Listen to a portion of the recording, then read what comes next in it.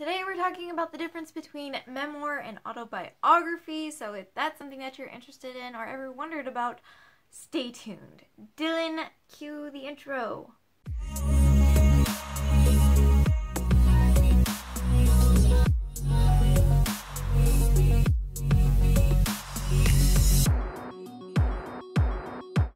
What's up? My name is Alyssa. I'm a writer, editor, full-time 9-to-5 employee at a nonprofit, and I just started my own publishing company called Kingdom Books. As I said before, today we're going to be talking about the difference between memoir and autobiography. This is a question that has popped up quite a few times with the different people I've been working with, so I thought I would just make a video explaining what the difference is. So to start off, we're just going to talk about the main differentiating baseline factor that separates these two genres.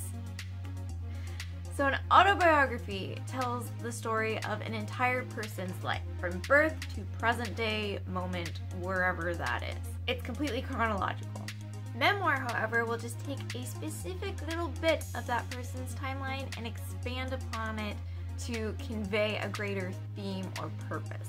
That brings us to the first main difference between these two genres, which is the purpose. The purpose of an autobiography is simply to provide more information about a person's life.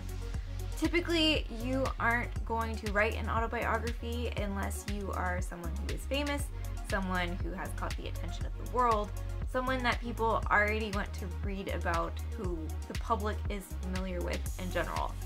If the public isn't familiar with you, then you don't really have a reason to chronologically document your life and sell it as a book off into the world, unless it's more of like a personal project you want to do for your family. Not that you're not important, but just people typically don't want to read an autobiography of someone that they haven't ever heard about. Purpose for memoir, on the other hand, is a lot more relatable to other people. It is more on taking a person's lived experience and using it to teach a life lesson, to convey a theme that kind of ties into more overall humanity connectedness. Everyone has lived experience that other people can learn from, and memoir is often a tool that can be used for that purpose.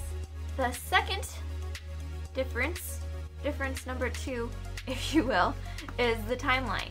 So as I said before, autobiography, it's very chronological.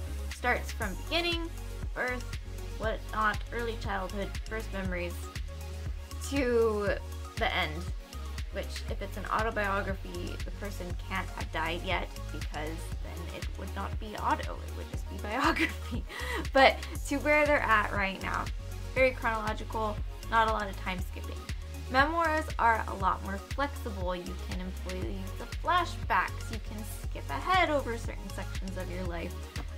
It's more about the theme, the life lesson that you are trying to convey, rather than this happened, and then this happened, and then this happened. So you have a lot more flexibility to play with the timeline.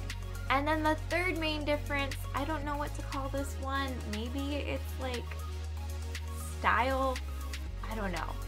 But it has to do with objectivity versus subjectivity.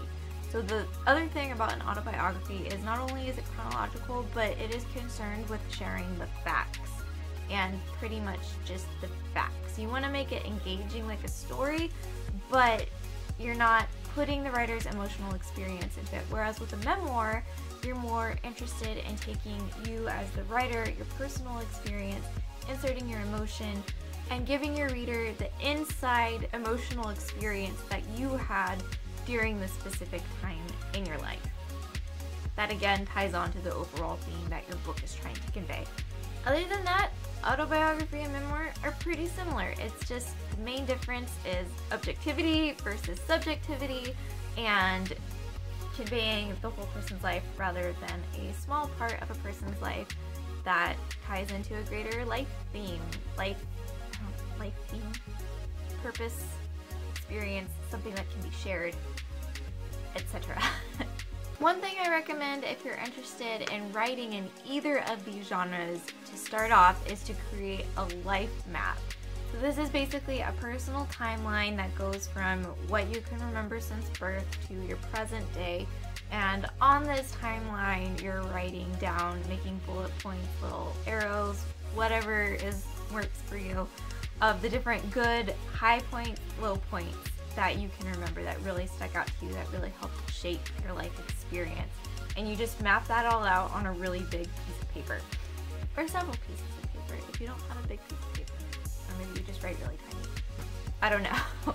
But using that as your starting point, and when you have that life map ready, then you basically have the framework to write an autobiography. But the other thing that happens is that you will be able to see certain themes that emerge from these different high and low points. So it's also helpful if you want to write memoir, because then you can identify those certain sections of your life where maybe you went through this certain life experience that taught you this certain thing that you want to in turn help other people with. So if you're ever confused on where to start for autobiography or memoir, definitely I suggest starting with a life map.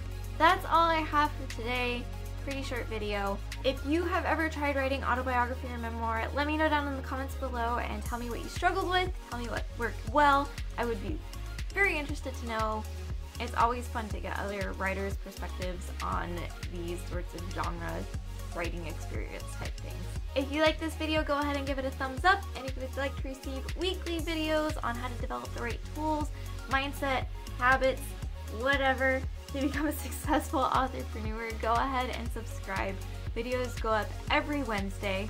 Thank you so much for watching this video, and until next time, bye!